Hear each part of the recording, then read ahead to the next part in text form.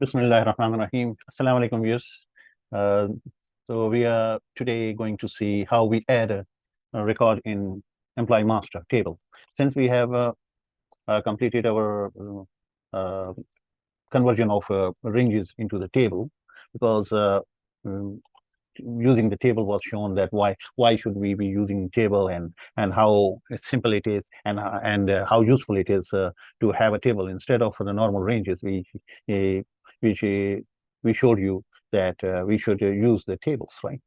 Using the table is more efficient in improving the readability of your table, of your data, and the tables have the functionalities which you can enjoy. Okay, so like you don't have to repeat to worry about the copying of the formula. As soon as you write you make a change in the formula in one cell, all the cells are updated automatically. And there are filters also, and you don't have to worry about the filters, so they are automatically made available within the table range. And so since we have shown you this, and I hope it is now understood that using the table is the more efficient way of tabulating your table, tabulating your data, right? The data, the more tabulated your data will be, means the more efficient will be your reporting, and and your system overall performance will be much efficient. Okay, so now we are going to show you how, since the tables are in place, like employee table is now not an ordinary range, it is a table, right? Yeah. This is a data table. How do we know that? When we click here, the table design is available. It tells you your table is named as table employee master, and it is uh, uh, showing the formatting which you have selected. Okay, and it can be means you can use the total row, but since there is nothing to total in the employee master for the time being, you don't need this to be enabled. Okay, so this is the table. Now, how to add the record. So adding the record in the table, we know that it's very easy. You can go to the table and whatever. As soon as you enter anything here, like a new record is added. Like for example, you say Zishan, you write in here. It already creates a new record. For example, this is the first name and last name you have written. So it is already created, and you can remove it. But this was manual. So manual entry into the table is not advisable. It should be done through the interface, right? So we have already used in previous videos, we have shown you the interface and the forms, right? Which enlists all the tables and data in it, right? That's fine. And when you double click on any, so you make the selection of a certain employee, so you can now proceed to make any changes in it, and then click update or cross down, right? So how to add a new employee, right? To add a new employee, you need a button in here. Previously, it was placed in here. Right? So I have moved that button, and that this is the proper place where you can have and add a new record button, right? Because the other form, this one is for editing. So if you want to make changes in the existing record, then this form is more purposeful, more meaningful, and there's no point of putting an add a new record button in here, because this is meant for editing on the amendments, right? Okay, and update. You make the changes and click update, the data will be updated. So to add a record, when you display here, so this is the proper position. So why is this dim? Why this is dim means it is disabled, right? This is a good idea, that to keep the button disabled. How we made it? So let's go and see the form. We show you here in here. We go to view code. How do we go to view code? We go to Alt F11. We press Alt F11, and here we are going to get to the form. This is the form in which this is the button which we are talking that it is disabled. Why it is disabled? Because enable property of this form is false. If you click it true, it is now enabled. But we want it only to be enabled when it is meaningful to be enabled, right? So so that user does not, nobody can unintentionally click a button. So chance of error, no? And you might have blank empty records or something other things. So to avoid it right from the, so on the root, you address this issue so that nobody click accidentally and the add new record. Okay, so we make it false so that uh, the enable is false, right? So that it remains disabled, right? It remains disabled. If you click yes here, so this it is enabled. So we have to make sure that this is disabled, right? So let's click it. Okay, so hang on, please. So when we click here, when the form is initialized, it comes with a disable button so that nobody accidentally uh, click this button and a record with the improper information is may not be inserted, right? So nobody can insert it unless you have you have a valid new employee data and new employee ID is entered, then then it should become enabled, right?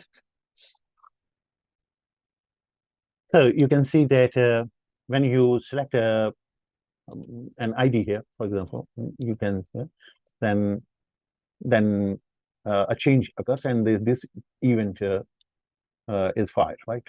That a change has occurred when in the employee ID drop down. Okay, so in which we have asked him that see if the ID which has been entered in this, if it already exists, right?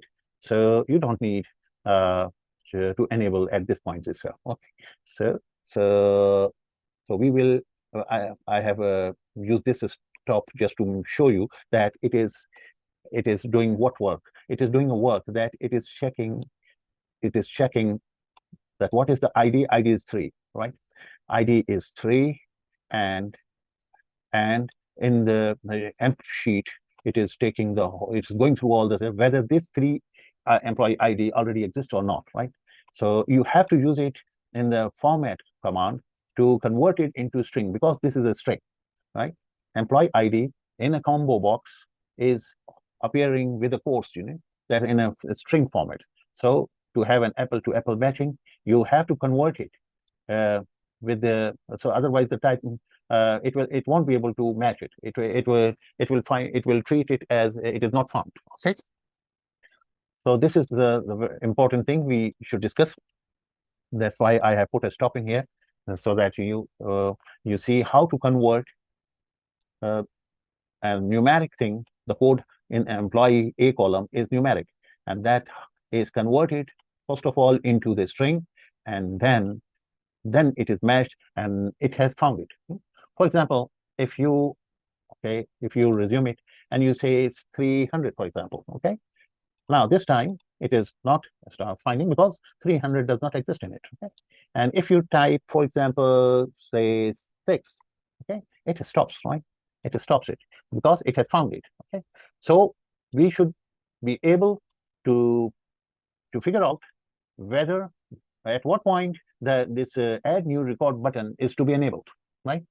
It should be enabled when the code which is entered is not found in the range. Okay, so when we will say that if it is not found.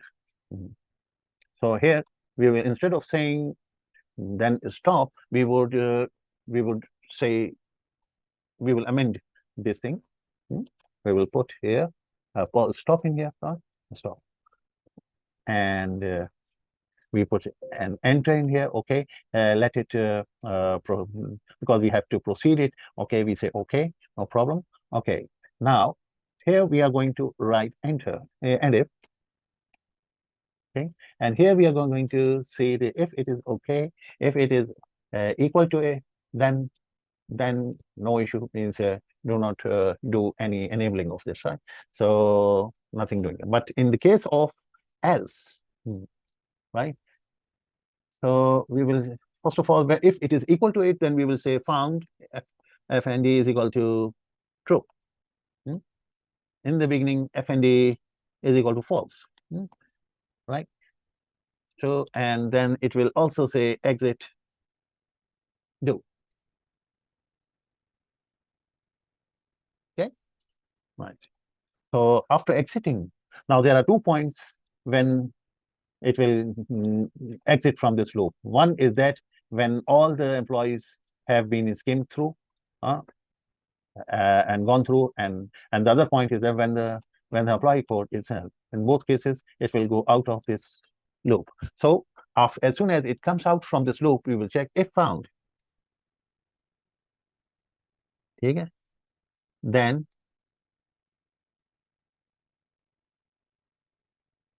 okay, then do nothing.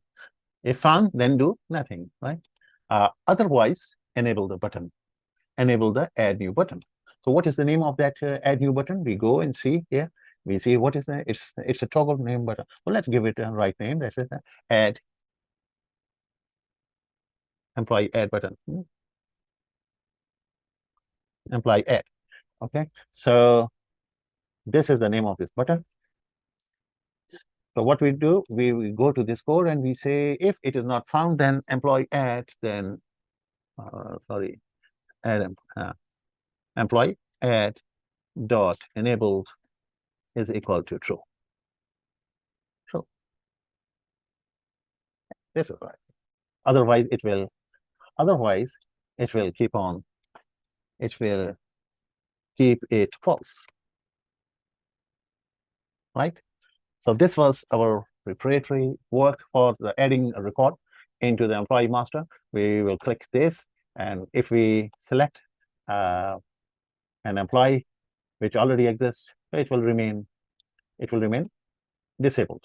And as soon as we enter something which is not in the range, it will become enabled. That's right. Okay. And then when it is enabled, then the users can click on it and write the code in it to what to do, how to add the new record in this range. Okay. So this was our part 1, just to start entering the data in any form in a table. Okay. Thank you very much.